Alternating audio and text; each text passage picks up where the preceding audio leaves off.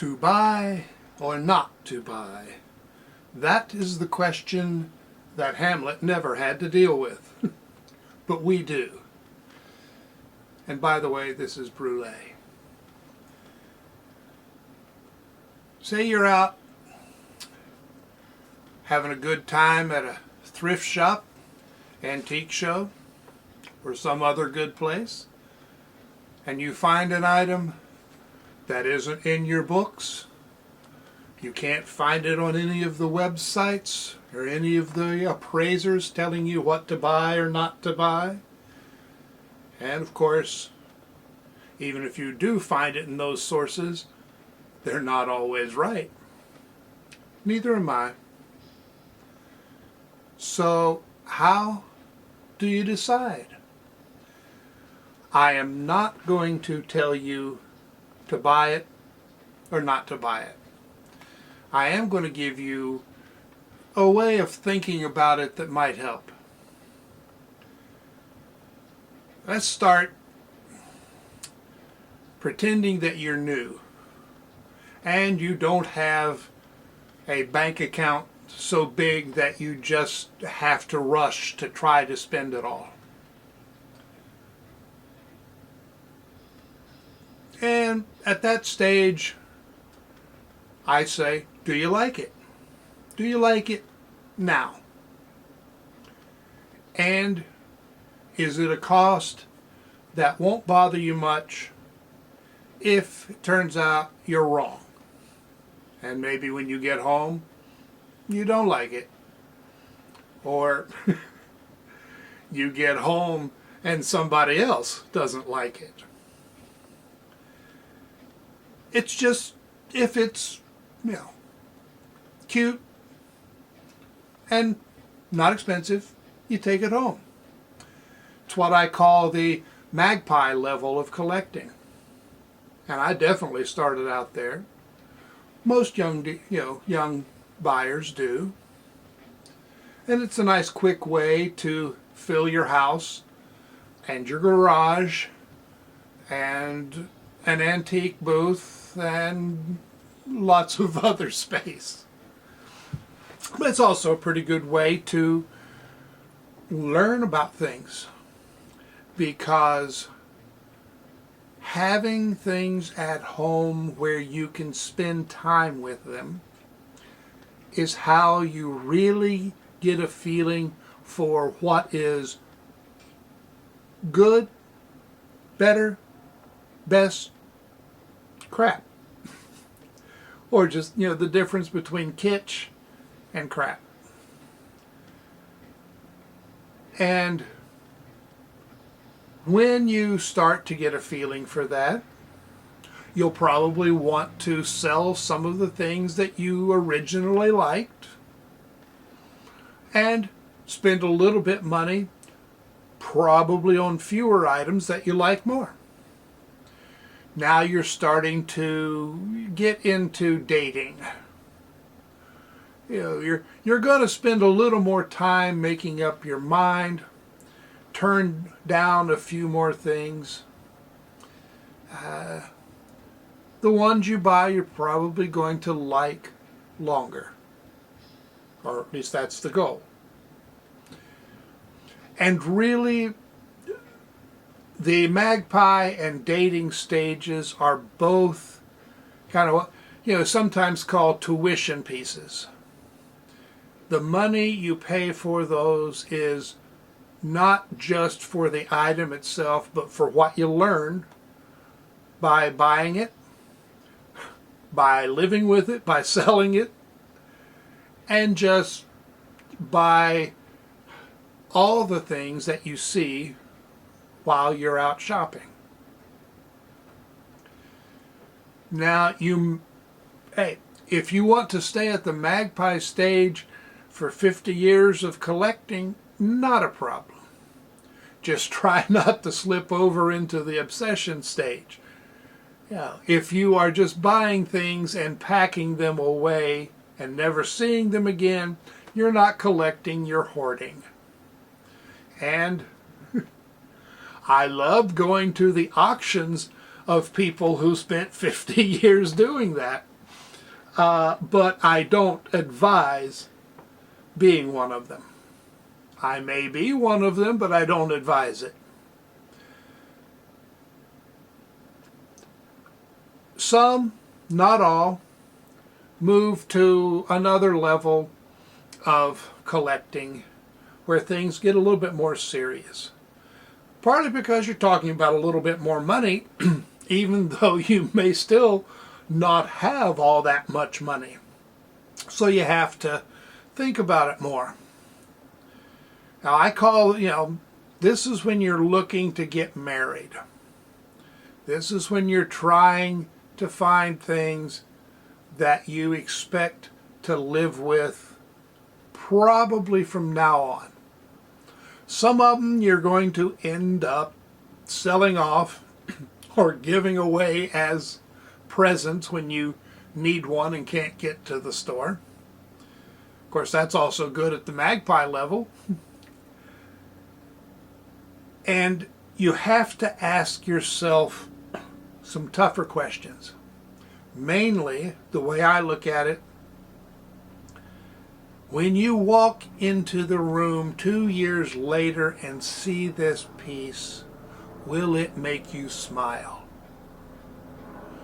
Will it still have at least as much effect as it does while you're looking at it right now? Hopefully more. The best pieces do grow on you. You appreciate them not just for the same reasons as before, but for additional reasons. You really learn to understand and get to know the item you bought. And that's why it's hopefully like a successful marriage, where you should get to know each other better and despite learning about each other's flaws, find that you do still enjoy spending time with each other. Of course, that's a tough question to answer. And you will be wrong part of the time. That is also why you have to do your time at the Magpie and dating levels. And pay attention. If you just buy it, get rid of it, buy it, get rid of it, and never think about it, you're not going to learn anything. You will keep repeating the same mistakes over and over again. And if you try to move up to the marriage level, you're going to end up with a whole string of divorces. Well, now when it comes to buying glass, pottery, art, that sort of thing, well, there's no problem with getting divorced a lot, as long as your bank account can handle it. And as long as your real life human spouse can handle it. So ask yourself what it is that you do or don't like about the item. You get it home, and yeah, if it doesn't please you as much 6 months, a year, 2 years later, consider why. Is it because it really was never as good as you thought? Is it because you've actually learned more? And maybe some of these pieces that you bought for $5 actually make a bigger impression as you learn more. Either because you got lucky or you actually did have a clue what you were doing. Simple things like line and proportion make a huge, huge difference. And those aren't always obvious, particularly to those of us who did not have art training in our youth. I happened to marry somebody who taught me how to see what I was looking at. And I learned that rather slowly sometimes. And people do ask, they say you're trying to help somebody on one of the discussion boards on the internet. And you say, well, that's not a good piece. It's a recent import or, whatever. And they ask, how can you tell? Sometimes you can say, well, this mark is known and here's how you can find it. Or this particular shape, color, whatever. But a lot of the time all you can say is, well, after 25 years of looking at things, I can, see when the shape is a little bit off, when the colors aren't as sharp as they should be. And you can't make somebody just jump from not knowing what they're looking at to, oh, sure, I see. It takes time. So to buy or not to buy, well, if it's cheap enough and you like it, you buy it. But in some respects, it's what comes after that matters more. Because your ability to answer that question well, and by well I mean ways that you will still like your answer later, comes from learning. Learning comes from looking and thinking.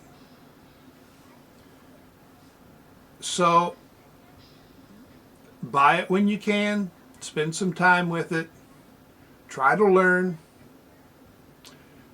Remember that sometimes you do have to make mistakes, because if you don't, you're likely not going to learn anything.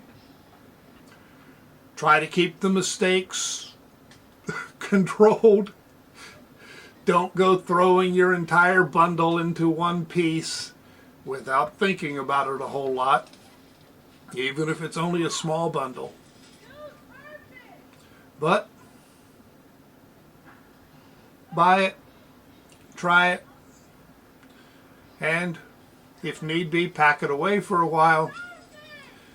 See if you like it when you unpack it again, and move on. Hopefully, move up. Hope that helps some.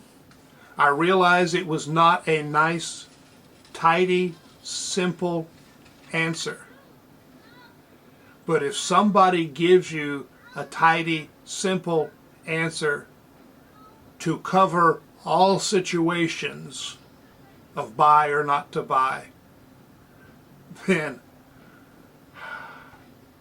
I would go the other way.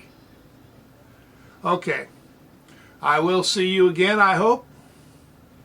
Have fun with the shopping and have fun with the buying.